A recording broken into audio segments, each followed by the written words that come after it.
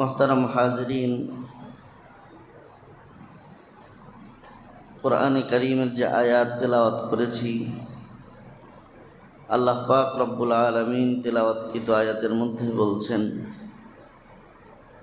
জলে এবং স্থলে যত ধরনের বিপর্যয় প্রকাশ পায়, এগুলো সব মানুষ তার নিজের কর্মের দ্বারা কামাই করে। আর আল্লাহ পাকও মাঝে মাঝে মানুষের কর্মের কারণে জমিনের মধ্যে নানান ধরনের বিপদ মুসিবত আল্লাহ তাআলা দান করেন বা দেন। উদ্দেশ্য লিইউযীকাহুম বা'দাল্লাযী আমিলু, আল্লাহ পাক নিজেই বলছেন এজন্যই দেই যে তারা যেই পাপ কর্ম করে, তারা যেই অন্যায় কর্ম করে, সেগুলার কিছুটা শাস্তি যেন তারা দুনিয়াতে ভোগ করে। এরপরে আল্লাহ পাক বলছেন লাআল্লাহুম ইয়ারজিউন, আমার উদ্দেশ্য তাদেরকে মূলত শাস্তি দেওয়া নয়। দুনিয়াতে পাপের কারণে যেই শাস্তি আসে, আযাব আসে, এই আযাব তো মূলত আমাদের পাপের আসল শাস্তি না। আমরা যে এক একটা পাপ করি, আমরা যে অন্যায় করি, এগুলোর আসল শাস্তি, এগুলোর আসল আযাব, এটা যে কত ভয়ঙ্কর, কত ভয়াবহ, এটা দুনিয়ার আযাব দিয়ে কল্পনা করাও কঠিন। কিন্তু আল্লাহ পাক দুনিয়াতে মাঝে মাঝে আমাদেরকে যে সকল বিপদ মুসিবত দেন, এটা আল্লাহ পাক বলেন যে এটা শাস্তি দেওয়ার উদ্দেশ্য নয়, বরং এই উদ্দেশ্যে আমি তাদেরকে মাঝে মাঝে শাস্তি আস্বাদন করাই, শাস্তি দেই, যাতে করে তারা এই অনুধাবনটা করতে পারে যে পাপের আসল শাস্তি, পাপের আসল আযাব তো হবে পরকালে। দুনিয়ার আযাব তো কোনো আযাবই না। আল্লাহ পাকের সামান্য দুনিয়ার এই আযাবই যখন আমরা সহ্য করতে অক্ষম, আমরা মোকাবেলা করতে ব্যর্থ, তো সেদিন আল্লাহ পাক যদি পাপের পূর্ণ শাস্তি দেন, তবে আমি সেটা বহন করব কিভাবে? তা আল্লাহ পাক বলেন এই অনুধাবন যদি অন্তরে তৈরি হয়, তো এই আশাই তাদেরকে দুনিয়াতে হালকা পাতলা এই শাস্তি দেই, যাতে করে তারা পাপের পথ থেকে ইবাদতের পথে ফিরে আসে। তারপরে দুনিয়াতে আল্লাহ পাক আমাদের কর্মের কারণে নারাজ হয়ে যা যা দেন, এগুলো শাস্তি দেওয়া উদ্দেশ্য না। উদ্দেশ্য পাপের পথ বর্জন করে হেদায়েতের পথে, সিরাতে মুস্তাকিমের পথে, আল্লাহর পছন্দের পথে, জান্নাতের পথে, মুক্তির পথে ফিরে আসা। লাআল্লাহুম ইয়ারজিউন। তো আজকের পৃথিবীতে নানান ধরনের বিপদ মুসিবতের মধ্যে সবচেয়ে বড় মুসিবতে আমরা যেটা আছি, পৃথিবীর মধ্যে এখন পরিবেশগতভাবে চরম বিপর্যয় সৃষ্টি হয়েছে। আমরা মুখে মুখে বলে থাকি যে বিশ্বে জলবায়ু পরিবর্তন হচ্ছে। জলবায়ু পরিবর্তনের কারণে আমরা যেখানে বসবাস করি, বসবাসটা আমাদের জন্য দিন দিন কঠিন থেকে কঠিনতর হচ্ছে। এবং যারা পরিবেশ নিয়ে গবেষণা করেন, তারা তাদের গবেষণা থেকে আশঙ্কা প্রকাশ করে বলছেন যে এভাবে পরিবর্তন হতে থাকলে আর কয়েক বছর পরে আমাদের জন্য এটা বসবাসের অযোগ্য বলে বিবেচিত হবে। এখন তো কষ্ট হচ্ছে, কঠিন হচ্ছে, কিন্তু সামনে এমন সময় আসছে যে বসবাস করাই সম্ভব হবে না। এজন্য যে জমিন আল্লাহ পাক মানুষের বসবাসের জন্য সৃষ্টি করেছেন নিজের হাতে, এই পরিবেশকে সংরক্ষণ করা, এই পরিবেশটাকে সুন্দর রাখা, এটা পৃথিবীতে জন্ম নেওয়া প্রত্যেকটি মানুষের দায়িত্ব। এমনকি যদি ইসলামের দৃষ্টিকোণ থেকে বলি তাহলে এটা প্রতিটি মুমিনের ঈমানি দায়িত্বও বটে।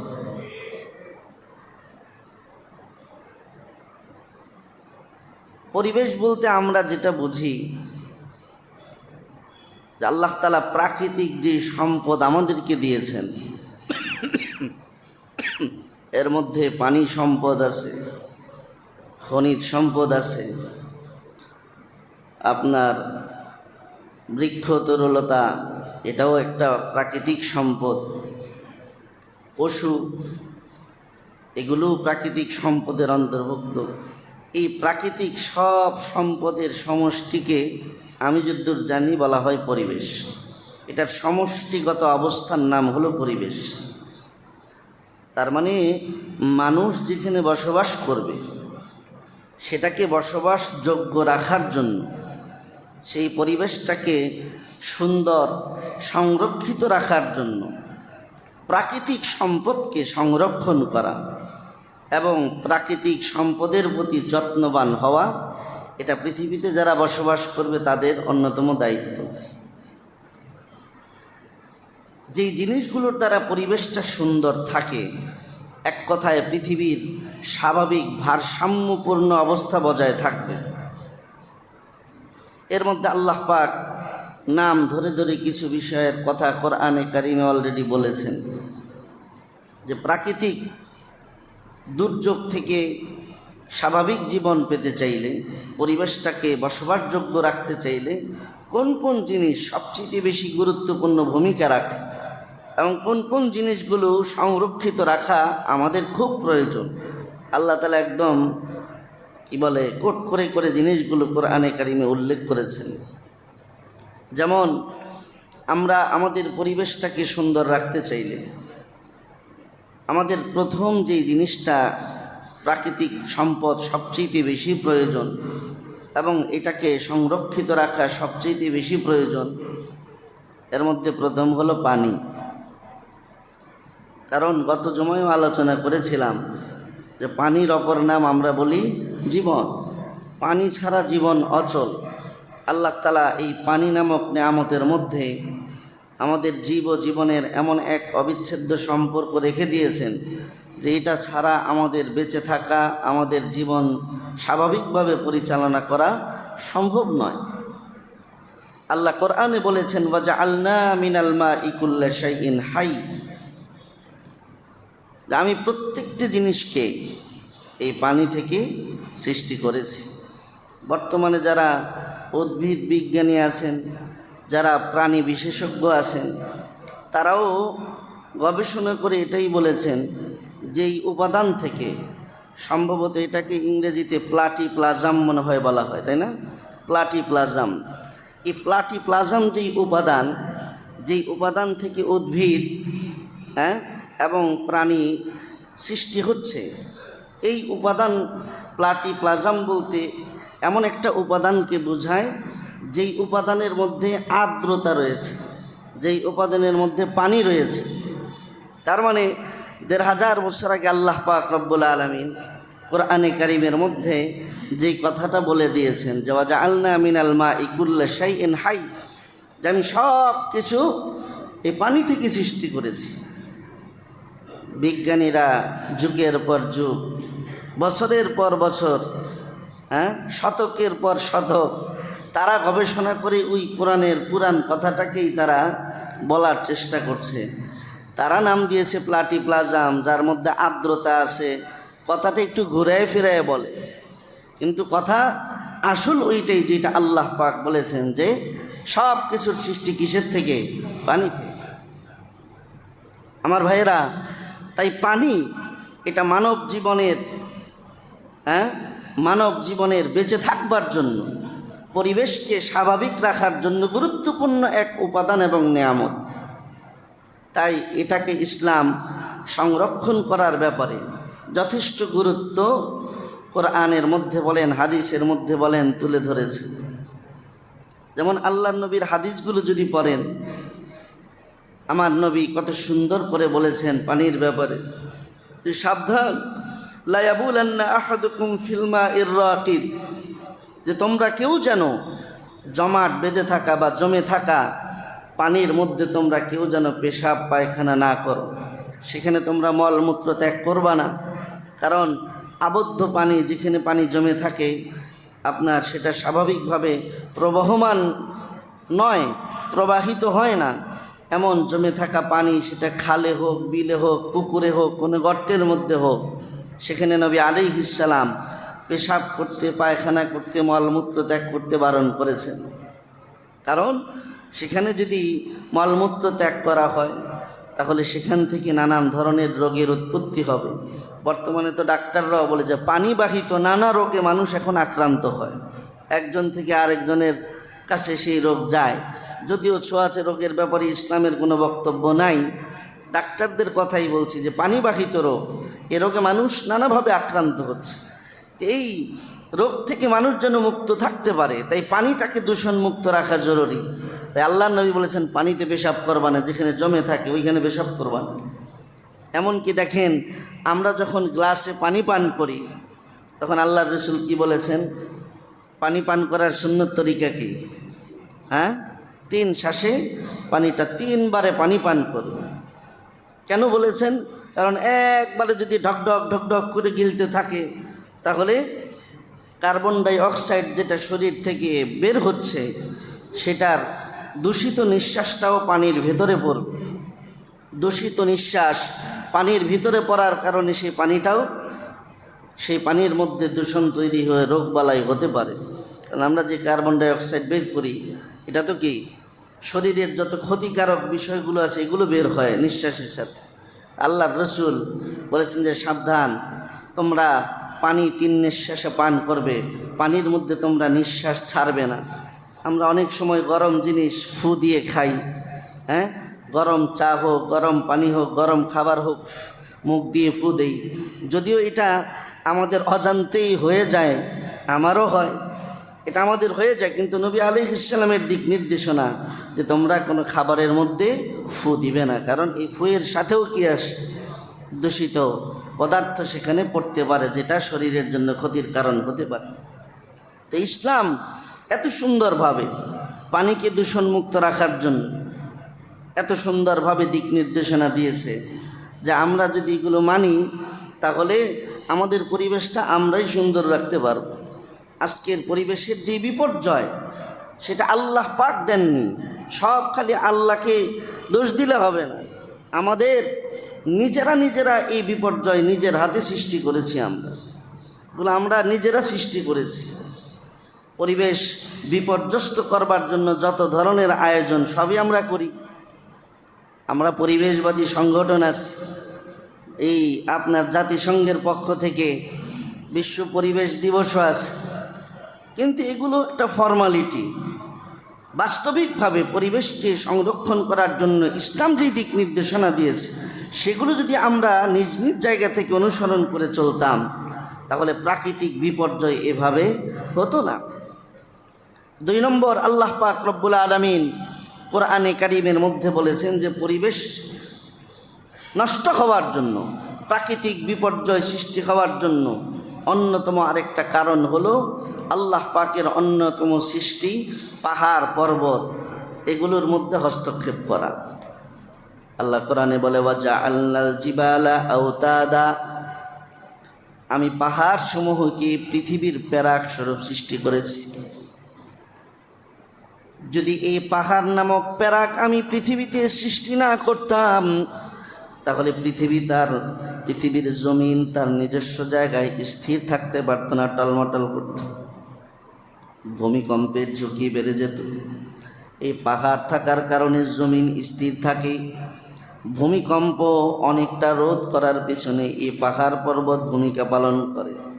এমনকি এই পরিবেশের ভারসাম্য রক্ষায় আল্লাহর সৃষ্টি পাহাড়ের বড় অবদান।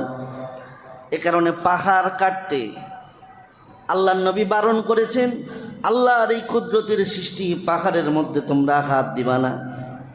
আমরা জায়গায় জায়গায় দেখি যে এখানে খালি পাহাড় আর পাহাড় দেখা যায়, এখানে খালি পাহাড় আর পাহাড়।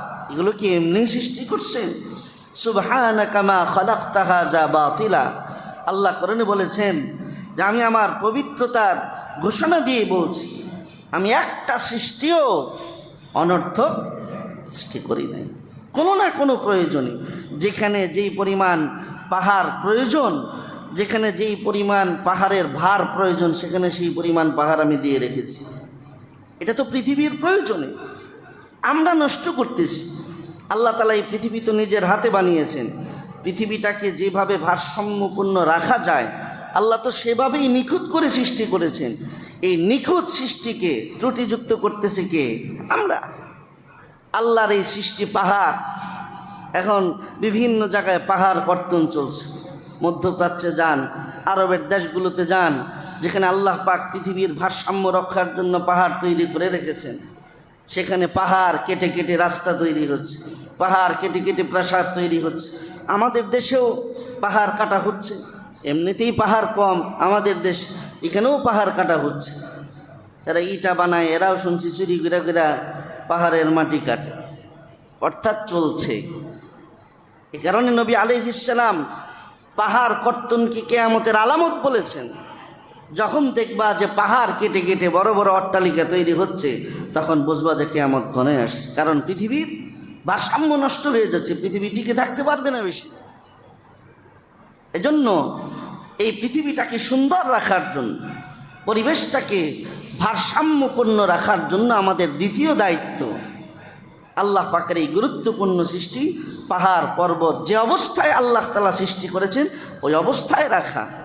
এর বাইরে যদ্দূর জায়গা আমাদের বসবাসের জন্য রেখেছেন, সেটাকেই বসবাসের জন্য ব্যবহার করা। এর বাইরে আল্লাহর এই কুদরতি পাহাড়ে যদি হস্তক্ষেপ করি, তো পৃথিবীর বিপর্যয় দিন দিন বাড়তে থাকবে, পৃথিবীটা আমাদের জন্য বসবাসের অযোগ্য হতে থাকবে। 3 নম্বর, এই পৃথিবীর পরিবেশ ঠিক রাখার জন্য, ভারসাম্য টিকিয়ে রাখার জন্য আল্লাহ তাআলা একটা সুন্দর সৃষ্টি বানিয়েছেন, সেটা হলো বন জঙ্গলের পশু পাখি প্রাণীকুল।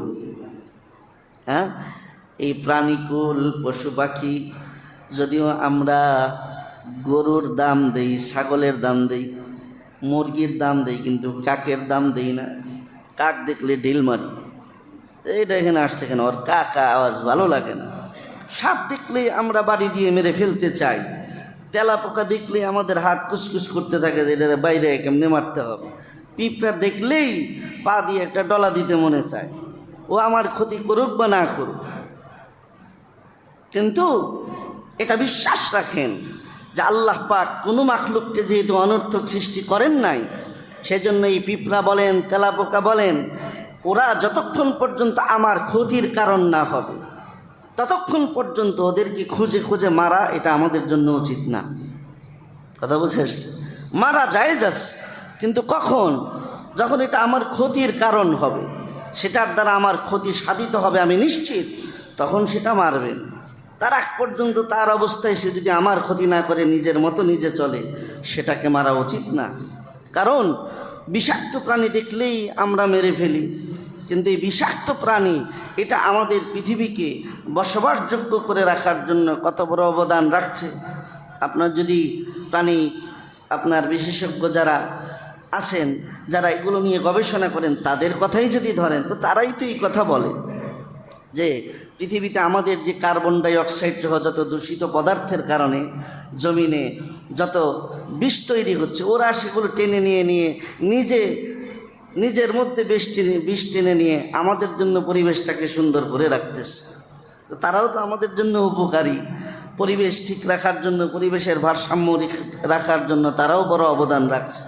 এজন্য প্রাণীকুল যেগুলো আল্লাহ পাক রব্বুল আলামিন অবমুক্ত রেখেছেন, তারা স্বাধীনভাবে ঘুরবে উড়বে, এমন প্রাণীকুল যা সৃষ্টি করেছেন। কিছু আছে গৃহপালিত পশু, গৃহপালিত পশু সেটা আমাদের খাদ্যের প্রয়োজনে, সেটা আল্লাহ পাক আমাদের জন্য হালাল করে দিয়েছেন।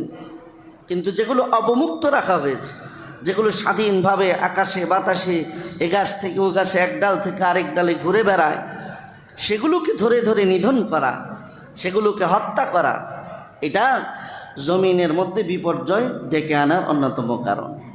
এজন্য পৃথিবীর ভারসাম্য টিকিয়ে রাখার জন্য এই প্রাণীকুল এগুলোকেও অনর্থক না মারা, এবং যেগুলোকে অবমুক্ত আল্লাহ পাক রেখে দিয়েছেন এগুলোকে তাদের স্বাধীনভাবে চলার ব্যবস্থা করতে দেয়। এই যে বন জঙ্গলের মধ্যে হরিণ মারে গোপনে গোপনে, বাঘ মারে, সিংহ মারে, এগুলোর চামড়া এনে গোপনে গোপনে বিক্রি করতেছে না? এগুলোই তো পৃথিবীর বিপর্যয় সৃষ্টির অন্যতম কারণ হচ্ছে। এজন্য এটাও খেয়াল রাখা। তো 3 নম্বর বললাম কি, প্রাণীকুল। 4 নম্বর যেটা সবচেয়ে গুরুত্বপূর্ণ, আল্লাহ পাক রব্বুল আলামিন বলেন পরিবেশ সুন্দর রাখার জন্য, পৃথিবীটাকে ভারসাম্যপূর্ণ রাখার জন্য আমার অন্যতম নেয়ামত হলো আল্লাহ পাকের সৃষ্টি বৃক্ষ, তরুলতা, গাছপালা। এই গাছপালা এটা আল্লাহর অনেক বড় নেয়ামত। এটা পৃথিবীকে আমাদের বসবাসযোগ্য করে রাখার জন্য আল্লাহ তাআলার অনেক বড় এক নেয়ামত এবং অনেক বড় এক দয়ার বহির্প্রকাশ। পৃথিবীতে যদি গাছপালা না থাকতো তাহলে আমাদের বেঁচে থাকা কঠিন হইত। এজন্য এই গাছ লাগানো, বৃক্ষরোপণ করা, এটা শুধু পরিবেশ সংরক্ষণের জন্যই শুধু একটা নিছক মহৎ কোনো কাজ নয়।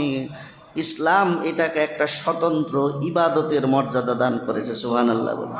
নামাজ পড়া যেমন ইবাদত, গাছ লাগানোও কি ইবাদত। নামাজ পড়া যেমন ইবাদত, গাছ লাগানো ইবাদত। রোজা রাখা যেমন ইবাদত, গাছ লাগানো ইবাদত, বৃক্ষরোপণ। কারণ গাছ এটা আমাদের পরিবেশকে সুন্দর রাখার জন্য অনেক বড় ভূমিকা পালন করছে। হাদিসের মধ্যে আল্লাহর নবী এভাবে আমাদেরকে বৃক্ষরোপণের ব্যাপারে উৎসাহিত করেছেন, আশ্চর্য হয়ে যাবেন বললে যে আল্লাহর নবী কি সুন্দর করে, কত সুন্দর ভাষায় আমাদেরকে উৎসাহিত করেছেন। নবী আলাইহিস সালাম বলেন যে ইন কামাতিস সাআ, যদি পৃথিবীতে কিয়ামত কায়েম হয়ে যাওয়ার সময় হয়, যে ইসরাফিল এখনই সিংহায় ফুঁক দিবে, আর ওয়াফি ইয়াদি আহাদিকুম ফাসিলা, আর তোমাদের কারো হাতে যদি ওই মুহূর্তে এমন একটা ছোট্ট বৃক্ষ থাকে যে বৃক্ষটা তুমি লাগাতে পারবা, এতটুকুন সময় এখনও বাকি আছে। মানে কিয়ামত কায়েম হয়ে যাবে, ইসরাফিল সিংহায় ফু দিবে, বুঝে ফেলেছ। এখনও পৃথিবী মানে ভাঙ্গা শুরু হয় নাই, আসমান ভেঙ্গে পড়া শুরু হয় নাই, তোমার হাতে একটা বৃক্ষ আছে যেটা তুমি লাগাতে পারো। নবী আলাইহিস সালাম বলেন ফালিয়াগরিসহা, সে যেন ওই ইসরাফিলের সিংহা ফুঁক দেওয়ার আগ মুহূর্তে গাছটা রোপণ করে তারপরে যেন সে কী করে, কিয়ামত কায়েম হওয়ার ওই ধ্বংসযজ্ঞের মধ্যে সে সামিল হয়। তাহলে কি হবে আমার ভাইয়েরা? এই যে কথাটা আল্লাহর নবী এত সুন্দর করে বললেন, এটা বৃক্ষরোপণের ব্যাপারে কত উৎসাহিত করলেন, এটার গুরুত্বটা কিভাবে বোঝালেন যে একদিকে কিয়ামত কায়েম হয়ে যাচ্ছে, ওই মুহূর্তেও গাছ লাগানোর সুযোগ থাকলে গাছ লাগাবো। আমরা এখন গাছ কাটি বেশি না লাগাই বেশি? আছে আমাদের দেশে গাছ লাগান, পরিবেশ বাঁচান, বিভিন্ন জায়গায় স্লোগান দেখা যাচ্ছে, বৃক্ষরোপণ কর্মসূচি হয়। কিন্তু এই বৃক্ষরোপণ কর্মসূচির আয়োজন করতে গিয়ে মাঝে মাঝে দেখা যায়, আমি নিজের চোখে দেখেছি যে কর্মকর্তারা আসবেন বৃক্ষরোপণ কর্মসূচি উদ্বোধন করার জন্য, যেই জায়গাটাই উদ্বোধন হবে হয়তো 50টা চারা গাছ, ছোট্ট গাছ আনছে, যে এর মধ্যে থেকে একটা গাছ লাগায় উনি উদ্বোধন করে চলে যাবেন। এই একটা গাছ লাগানো উদ্বোধন করার জন্য ওই অনুষ্ঠানস্থলের প্রায় 1000 খানিক গাছ কাইটা সাফ করে ফেলেছে। গাছ লাগাবে একটা, কাটছে কয়টা? 1000 গাছ কাইটা অনুষ্ঠানস্থলের আয়োজন করা হয়েছে, এখানে গাছ লাগানো হবে। এটা তো মানে ফর্মালিটি হলো, এটা তো ফর্মালিটি হলো, কিন্তু আমাদের পরিবেশ রক্ষা হলো না। তা আমরা নিজের হাতে নিজেরা গাছ কেটে ফেলি। অনেক সময় আমরা অনেক সময় বলি যে এই গাছ রেখে লাভ নাই। গত বছর দেখি যে আম গাছ কাটতেছে আমাদের গাজীপুরে, একজন বড় আম গাছ কোবায় কাইটা ফেলতে। আমি বললাম গাছটা কাইটা ফেলতেছেন কেন? একটু ভালো আম হয় জানি। কয় রাগে কাটতেছে, রাগে। এত রাগ কী জন্য? এই আম গাছটা লাগাইলাম, কিন্তু গাছের আম আজকে 5 বছর ধরে 10টা আমও আমি খাইতে পারি না, সব খাই খালি চোরে। এলাকার পোলাবান্ধা পায়রা নিয়ে যায়, ডিল মাইরা নিয়ে যায়, আমি খাইতে পারি না। তা আমি লাগাইছি, আমি খাইতে পারি না, রাগে কাইটাই বলতেছি, এটার রাখমই না। কিন্তু দেখেন ইসলাম কত সুন্দর করে এই ব্যাপারে আমাদেরকে দিক নির্দেশনা দিয়েছে। قال النبي صلى الله عليه وسلم ما من مسلم يغرس غرسا أو يزرع زرعا إلا كان له به صدقة আল্লাহর নবী বলেন, কোনো মুসলমান যদি একটা গাছ লাগায় আর সেই গাছ থেকে যদি কোনো পাখি খায় অথবা কোনো মানুষ একটা ফল খায় অথবা একটা চতুষ্পদ জানোয়ার যদি সেখান থেকে একটা ফল খায়, তাহলে নবী বলেন কিয়ামত পর্যন্ত এই গাছটা বেঁচে থাকলে তোমার আমল নামায় প্রতি মুহূর্তে সদাকার নেকি আল্লাহ তাআলা দান করবে। গাছের ফল পাখি খাক, পশু খাক, মানুষ খাক, নেকি পাবা তুমি। এমনকি আরেক হাদিসের মধ্যে নবীজি আমাদের খটকা ভাঙতেছেন, ওই যে চুরি করে খাইয়ে ফেলায়, এই জিদ্দে কাইটে ফেলতেছে। আল্লাহ নবী এই হাদিসের মধ্যে আবার বলেন, আরে ইল্লা চুরি কামিনহু, যদি তোমার গাছের লাগানো ফল যদি চোরেও চুরি করে খায় তারপরেও রাগ করে কাইটা ফেলো না। যে চুরির কাজ করছে সে অপরাধ করেছে, কিন্তু চোরে যে তোমার 10টা ফল নিয়ে সে খাইছে, এই কারণে আমল নামায় তোমাকে আল্লাহ তাআলা ঠিকই সৎকার নেকি দান করবেন। চুরি করে খাইলেও নেকি আপনি পাবেন, যে চুরি করছে অপরাধ সে করছে, আপনার সমস্যা কোথায়?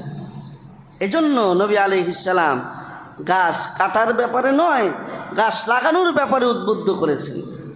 আপনি 1500 বছর আগে এই যে বৃক্ষরোপণ কর্মসূচি, এটার সূচনা তো 1500 বছর আগে মদিনার থেকে শুরু হয়েছে।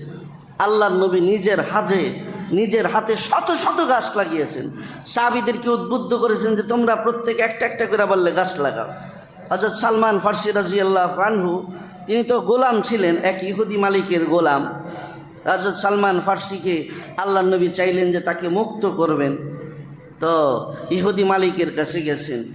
যে ইহুদি মালিককে বললেন যে আমার সালমান ফারসিকে আমি তোমার কাছ থেকে কিনে মুক্ত করতে চাই, বিনিময়ে কি চাও? আমি এই গোলামকে কিনে নিতে চাই। হযরত সালমান ফারসি রাদিয়াল্লাহু আনহুর ইহুদি মালিক, সে বলল যে আমি তাকে মুক্ত করব এক শর্তে, যে তুমি মুহাম্মদ নিজের হাতে যদি 100 খেজুর গাছ আমারে লাগাইয়া দাও, নিজের হাতে লাগাই দিবা, তাইলে আমি তারে মুক্ত করব। আল্লাহ নবী বললেন ওকে, রাজি হয়ে গেলেন। নবী আলাইহিস সালাম হযরত সালমান ফারসি রাদিয়াল্লাহু আনহুকে মুক্ত করার জন্য নিজের হাতে 100টা খেজুর গাছ লাগাইছেন। সুবহানাল্লাহ। এটা তো মানে খালি এক সালমান ফারসিকে মুক্ত করতে গিয়ে, কিন্তু বৃক্ষ রোপণ এর ব্যাপারে জাতিকে উৎসাহিত করার জন্য নিজের হাতে মদিনায় বহু গাছ লাগাইছেন নবীজি।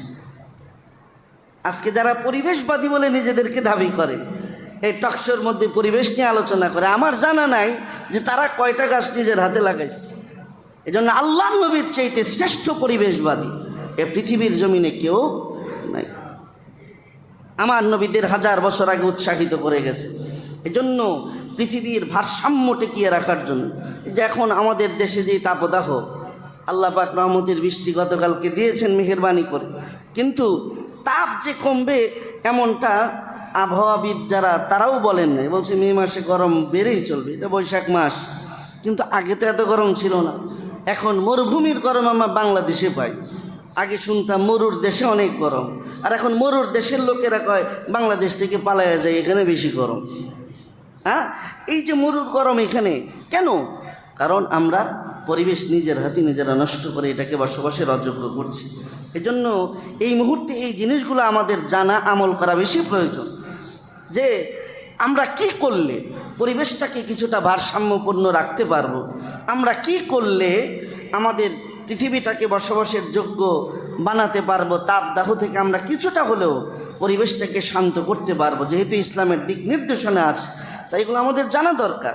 এটা তো আল্লাহ পাকের মেহেরবানি যে আল্লাহ তাআলা বাংলার জমিনে আমাদেরকে আল্লাহ তাআলা সৃষ্টি করেছেন। আমরা হয়তো স্বর্ণের খনি পাই নাই, কত তেলের খনি পাই নাই, কিন্তু আমি কসম করে বলতে পারি যে আল্লাহ তাআলা বাংলাদেশের মাটিটাকেই আমাদের জন্য স্বর্ণ বানিয়ে দিয়েছেন। ঠিক না? মাটি আমাদের জন্য স্বর্ণ।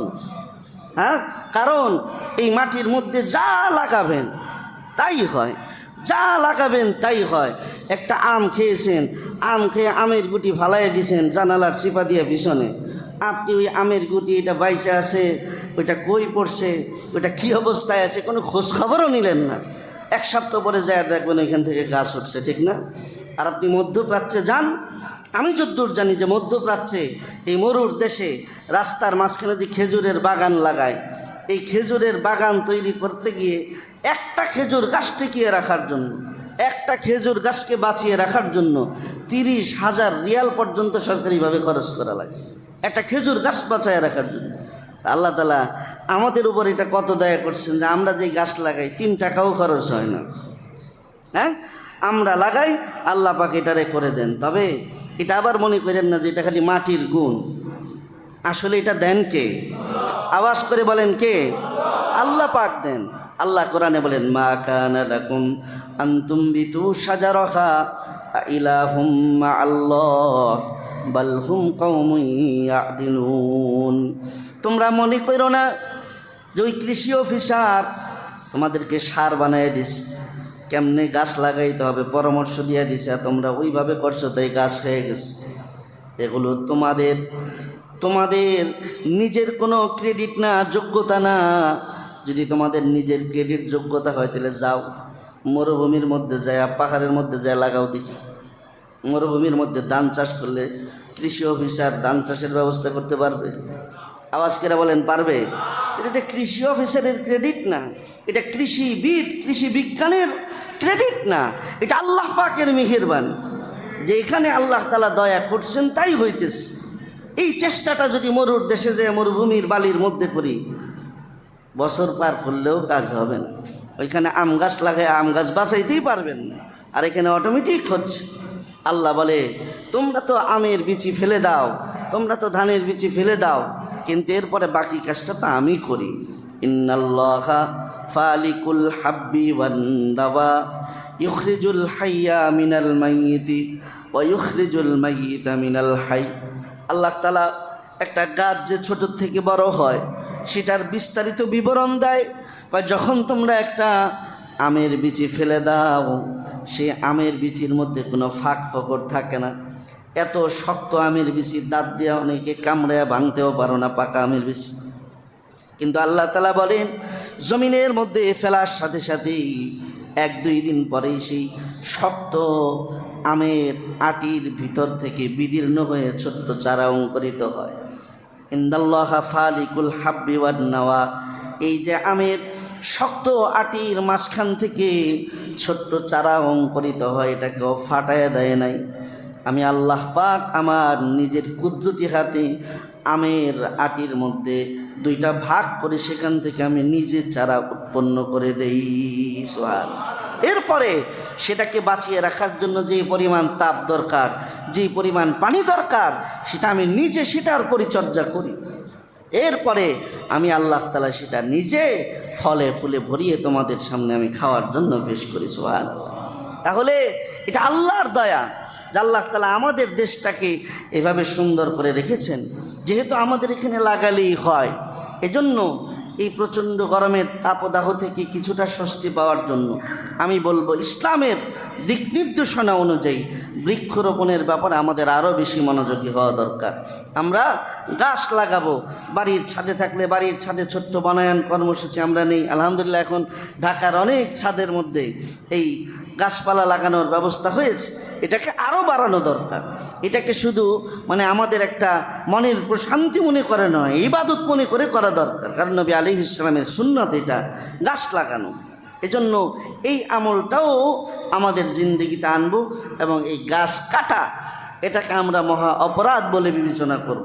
গাছ কাটার এই অপরাধের মধ্যে আমরা কেউ সামিল হব না। একটা গাছ একটা জীবন, একটা গাছ কাটলাম একটা প্রাণকে হত্যা করলাম। এরকম অনুভূতি যদি থাকে তাহলে আমাদের পরিবেশটা ধীরে ধীরে আরও সুন্দর হবে।